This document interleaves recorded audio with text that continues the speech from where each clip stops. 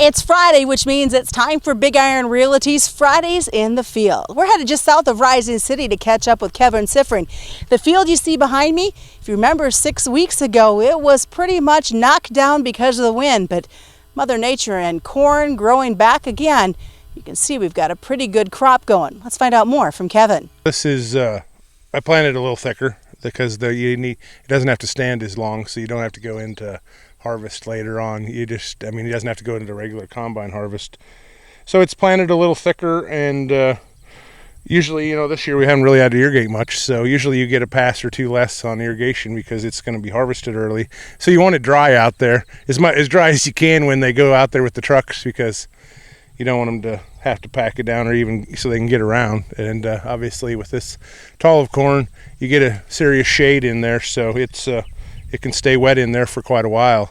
So we quit irrigating well before they start. And Pat at the dairy, he told me that maybe around the end of August, 1st of September, probably this year, something will get started chopping here. So I guess about on schedule. I thought it'd be farther behind than that, but that's, weather pending from here till then. But that's his closest guess right now. Dairy leaves it all up to the individual farmer. You decide what you want to sell to them, and then you just pick a hybrid that is made for, kind of for silage. You want something tall because per inch adds per ton, obviously adds tons to the height adds, but it's like, I think Pat at the dairy told me that it's 63 or 64% of the weight is still this. So it's not all foliage, but you still have to have good ear and good corn. But so that's what you go for, is tons, so because you get paid by the ton per acre. So kernel size and the ear stage we're in right now, so it looking pretty good. I never counted how many around that is, but it's a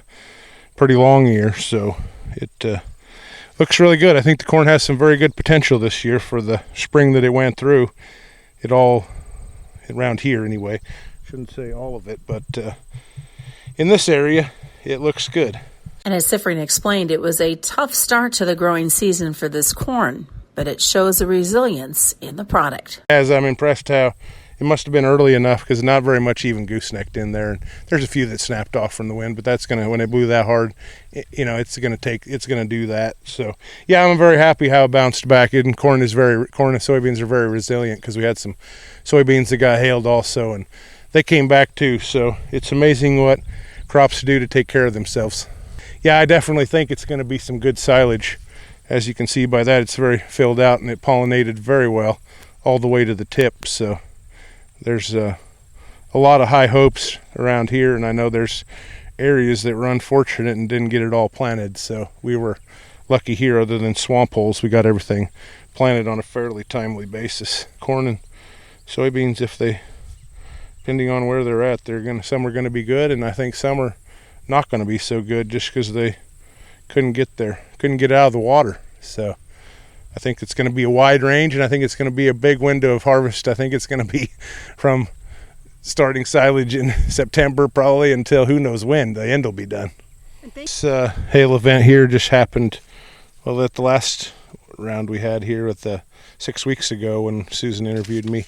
That was the corn has obviously grown, extended past it, and these are fine above it, but from here down, these are, sorry, that's my phone. It's not that wet out here. That's not a duck. From here down, you can see that some of these really got beat up. We're on the edge of the field here because the corn's super tall, so we're not inside there to see each other. But this got very beat up. Like, I can't remember what this field was, but another field over here of mine a mile away had 38% defoliation. So that's some pretty serious defoliation from hail. So it hailed quite a while.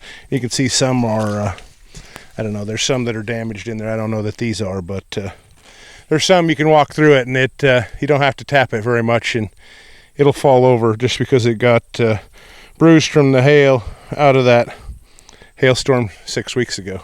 6'4", and that's what that is. And I'm sure we're on the edge, but there's probably some a lot taller. It really is amazing how tall it can, how fast and how tall it can grow.